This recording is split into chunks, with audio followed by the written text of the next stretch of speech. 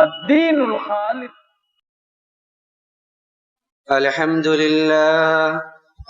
لله نحمده ونستعينه ونستغفره ونؤمن به ونتوكل عليه ونعوذ بالله من شرور أنفسنا ومن سيئات أعمالنا من يهده الله فلا مضل له ومن يضلل فلا هادي له وأشهد أن لا إله إلا الله وحده لا شريك له وأشهد أن محمدا عبده ورسوله أرسله بالحق بشيرا ونذيرا بين يدي الساعة من يطع الله ورسوله فقد رشد ومن يعصهما فإنه لا يضل إلا نفسه ولا يضل الله شيئا. أما بعد فإن خير الحديث كتاب الله وخير الهدي هدي محمد صلى الله عليه وسلم وشر الأمور محدثاتها وكل محدثة بدعة وكل بدعة ضلالة وكل ضلالة في النار. فأعوذ بالله السميع العليم من الشيطان الرجيم. وجاءت سكرة الموت بالحق ذلك ما كنت منه تحيد ونفخ في الصور ذلك يوم الوعيد. وجاءت كل نفس معها سائق وشهيد. لقد كنت في غفلة من هذا فكشفنا عنك غطاءك فبصرك اليوم حديد. وقال جل وعلا قل يا عبادي الذين أسرفوا على أنفسهم لا تقنطوا من رحمة الله إن الله يغفر الذنوب جميعا إنه هو الغفور الرحيم. محترم بزرگوں، نوجوان ساتھیوں، معزز حاضرین، اللہ رب العزت والجلال کے فضل و کرم سے ہم اور آپ ماہ رمضان کی برکتوں کے سائے میں سانسیں لے رہے ہیں. ایک طرف اللہ رب العزت والجلال کی برکتیں، اس کی رحمتیں، اس کا وہ مہینہ جس مہینے کی تمنا، جس مہینے کے لیے دعاؤں میں ایک مسلمان پورا سال گزار دیتا ہے. دوسری طرف جو حالات درپیش ہیں، جس کرب و بے چینی میں پوری مخلوق سانس لے رہی ہے، جو دہشت، جو وحشت، جو بے چینی میں پوری انسانیت سانسیں لے رہی ہے، وہ اس کو الفاظ میں بیان کرنا قدر مشکل ہے. ہم اور آپ اس سے بخوبی واقف ہیں کہ جن چیزوں کو کل تک ہم اخبارات میں پڑھا کرتے تھے، جن چیزوں کا ہم تذکرہ کیا کرتے تھے، آج اس کا سایہ ہمارے اوپر منڈلا رہا ہے. دیکھیے، اللہ رب العزت والجلال کا قانون، اللہ رب العزت والجلال کا نظام کیا ہے. اس کرب اور بے چینی کی کیفیت میں ہمیں اسے سمجھنے کی ضرورت ہے.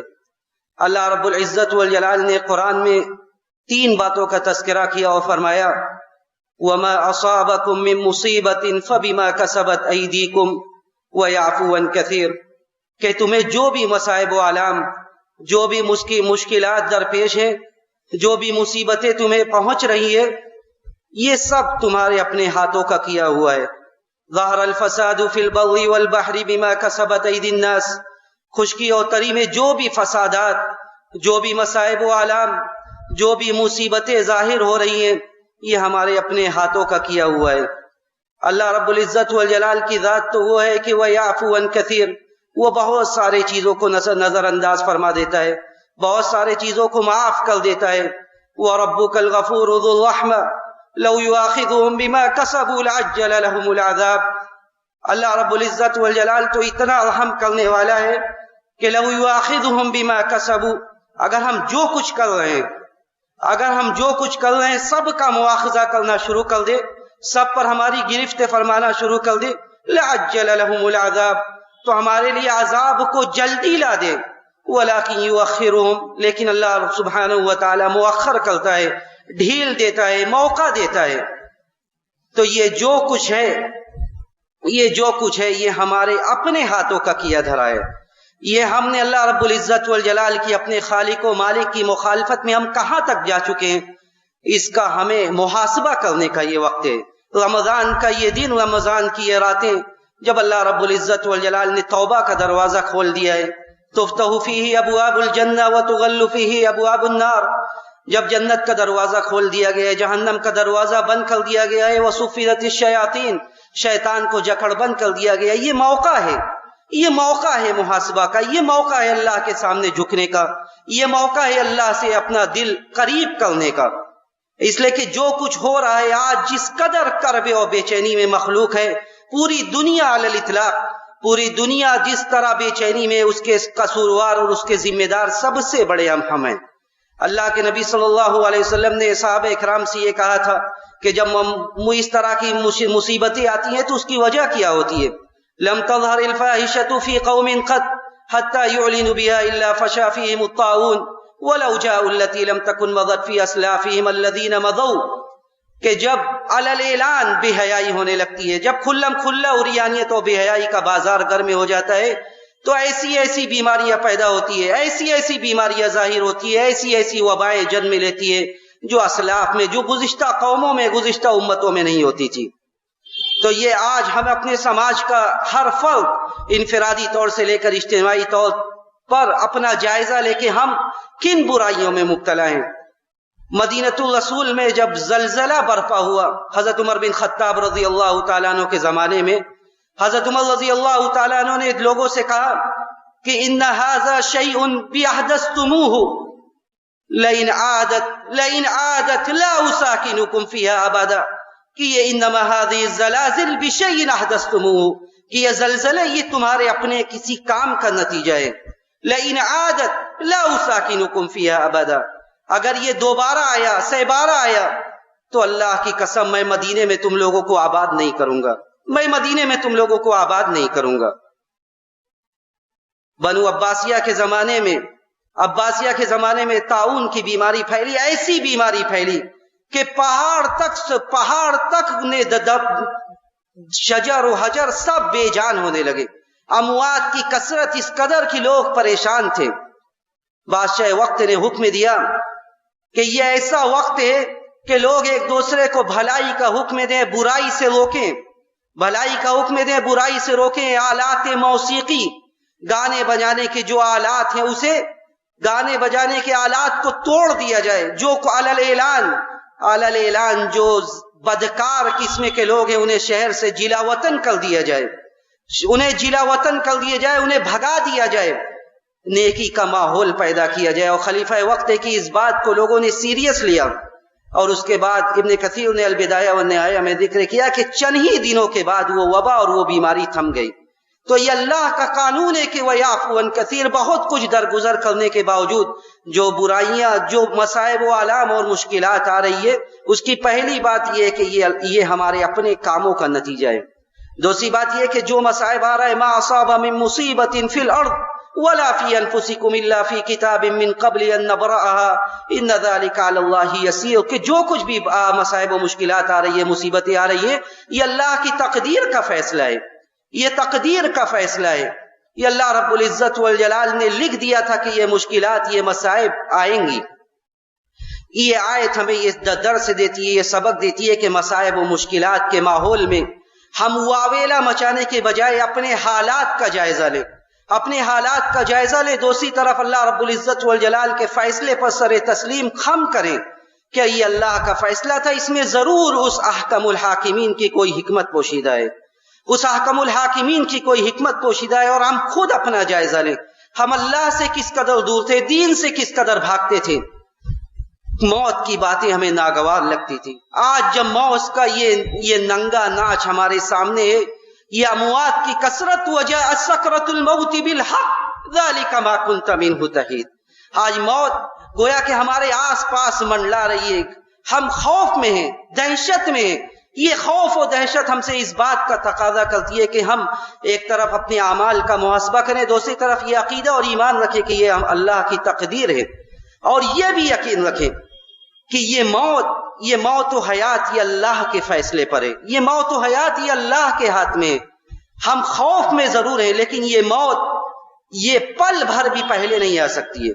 کسی کے ہاتھ ملانے سے، کسی کے قریب جانے سے آپ بیمار ہو سکتے ہیں، لیکن آپ کو موت نہیں آ سکتی ہے۔ موت اسی وقت آئے گی جب اللہ نے آپ کے تقدیر میں اور آپ کے فیصلے میں لکھ دیا ہے۔ فَإِذَا جَاءَ أَجَلُهُمْ لَا يَسْتَأْخِرُونَ سَاعَةً وَلَا يَسْتَقْدِمُونَ، یہ پری پلان ہے، یہ سب پہلے سے طے کیا ہوا ہے۔ احتیاط کا تقاضا یہی ہے کہ ہم احتیاط کریں، لیکن اس خوف میں نہ جیے جو ہمیں مزید بیمار کر دے، مزید بیمار کر دے، لوگوں سے تعلقات ختم ہو جائے۔ ایسا نہیں ہونا چاہیے، ایسا نہیں ہونا چاہیے، بلکہ اعمال کے محاسبے کا وقت اللہ کی تقدیر پر راضی ہو کر اللہ سے قریب ہونے کا یہ وقت ہے۔ اور تیسری بات اللہ رب العزت والجلال نے ارشاد فرمائی کہ ما اصاب من مصیبت الا باذن اللہ، کہ جو بھی مصائب و آلام پہنچ رہے ہیں اللہ کی اجازت سے، تو یہ وقت ہے کہ ہم اللہ کے سامنے جھکے۔ جو آیت میں نے پڑھی اس میں اللہ رب العزت والجلال نے یہی ارشاد فرمایا کہ قل یا عبادی الذین اسرفوا علی انفسہم لا تقنطوا من رحمت اللہ، کہ اے نبی آپ کہہ دیجئے یا عبادی الذین اسرفوا علی انفسہم، کہ جن لوگوں نے اپنے نفسوں پر ظلم کیا ہے، اسراف کیا ہے، لا تقنطوا من رحمت اللہ، اللہ کی رحمت سے مایوس نہ ہو، اللہ کی رحمت سے مایوس نہ ہو۔ ہمارا رب تو وہ ہے وَرَبُّكَ الْغَفُورُ ذُو الرَّحْمَةِ، وَرَبُّكَ الْغَفُورُ ذُو الرَّحْمَةِ، اللہ رب العزت والجلال ارحم الراحمین ہے۔ ہم جھکیں، مولا ہاتھ پھیلائے ہوئے ہماری توبہ کو قبول کرنے کے لیے تیار ہے۔ ان اللہ یقبل التوبۃ عن عبادہ ما لم یغرغر، جب تک نزع کی کیفیت طاری نہ ہو جائے اللہ رب العزت والجلال ہماری گناہوں پر ندامت اور شرمندگی کا جو آنسو بہاتے ہیں ہم اسے قبول کرنے کے لیے تیار ہیں۔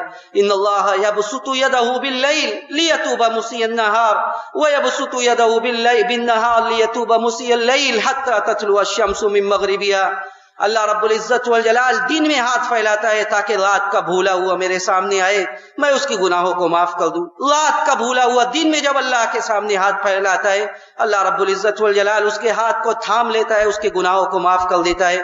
حتی تطلع الشمس من مغربها، یہاں تک کہ سورج مشرق کے بجائے مغرب سے طلوع ہو جائے۔ لیکن ضرورت اس بات کا ہے کہ گناہوں کا احساس ہو، گناہوں کا احساس ہو۔ حضرت عبداللہ ابن مسعود کہتے تھے کہ ان المؤمن يرى ذنوبه كأنه قائد تحت جبل يخاف ان يقع عليه، وان الفاجر يرى ذنوبه كأنما مر على ذنبه كأنما مر على انفه۔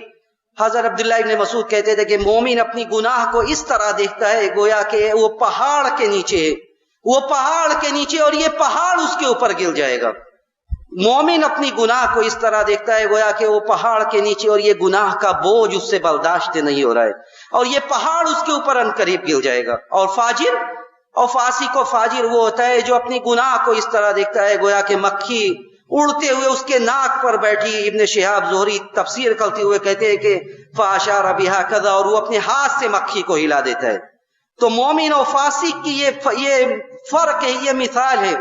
حضرت انس بن مالک کہتے ہیں کہ واللہ انکم لتعملون اعمالا ہی ادق فی اعینکم من الشعر، اللہ کی قسم تم لوگ ایسے اعمال کرتے ہو جو تمہارے نظروں میں بال سے زیادہ باریک ہے، جس کی کوئی حیثیت نہیں ہے۔ وَإِن كُنَّا لَنَعُدُّهَا مِنَ الْمُوبِقَاتِ عَلَى عَهْدِ النَّبِي صلی اللہ علیہ وسلم، جبکہ نبی کے زمانے میں ہم اسے ہلاکت خیز گناہ سمجھتے تھے اور یہ سوچتے تھے کہ اگر اس گناہ کو انجام دے دیا جائے تو ہلاک و برباد ہو جائیں گے۔ گناہ کا وہ احساس ہونا چاہیے جو نبی کے صحابہ کے اندر تھا۔ قبیلہ جوہینہ کی ایک عورت آتی ہے نبی علیہ الصلوۃ والسلام کی بارگاہ میں، نبی علیہ الصلوۃ والسلام کے سامنے آتی ہے اور کہتی ہے یا رسول اللہ طہرنی، اللہ کے رسول مجھے پاک کر دیجئے، اللہ کے رسول مجھے پاک کر دیجئے۔ نبی علیہ الصلوۃ والسلام نظر پھیر لیتے ہیں، بار بار وہ کہتی ہے۔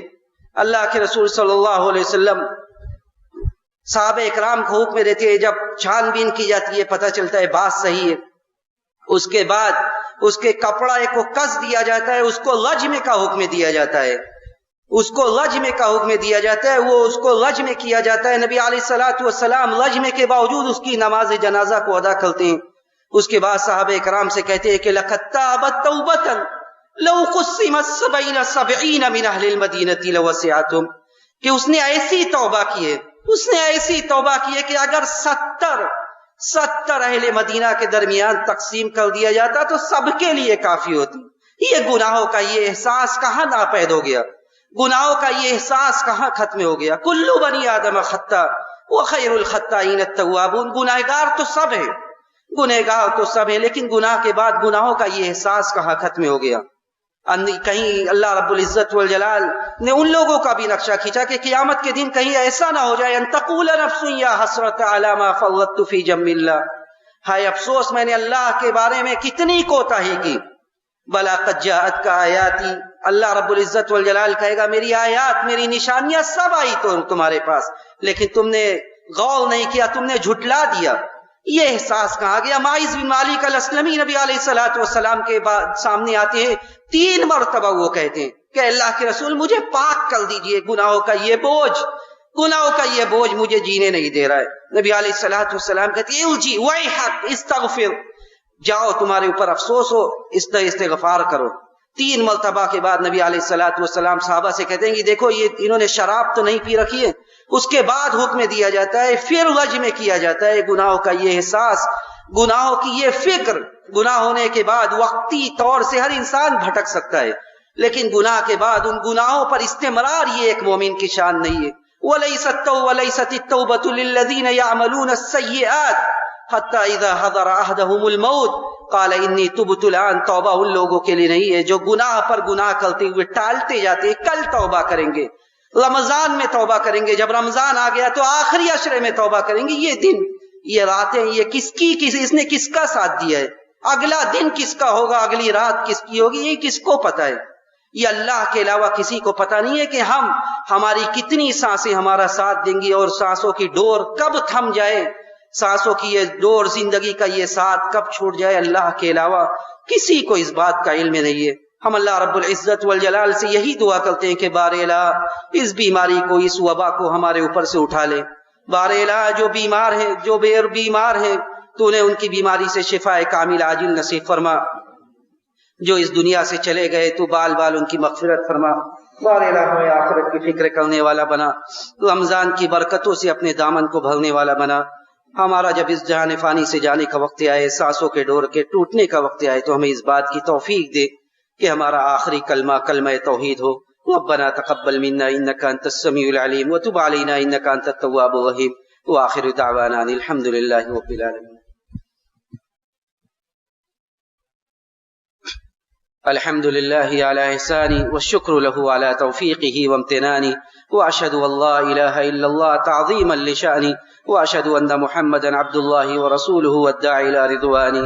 إن الله وملائكته يصلون على النبي يا أيها الذين آمنوا صلوا عليه وسلموا تسليما۔ اللهم صل على محمد وعلى آل محمد كما صليت على إبراهيم وعلى آل إبراهيم إنك حميد مجيد۔ اللهم بارك على محمد وعلى آل محمد كما باركت على إبراهيم وعلى آل إبراهيم إنك حميد مجيد۔ اللهم أعز الإسلام والمسلمين وأذل الشرك والمشركين ودمر أعداء الدين واحم حوزة الإسلام يا رب العالمين۔ اللهم يا الله، اللهم يا أرحم الراحمين، يا رحمن الدنيا والآخرة ورحيمهما، ارفع عنا الوباء، اللهم ارفع عنا الوباء، اللهم ارفع عنا الوباء والبلاء والزنا والزلازل والمحن ما وسوء الفتن ما ظهر منها وما بطن۔ اللهم إنا نسألك العفو والعافية في الدنيا والآخرة، اللهم إنا نسألك العفو والعافية في ديننا ودنيانا وأهلنا ومالنا۔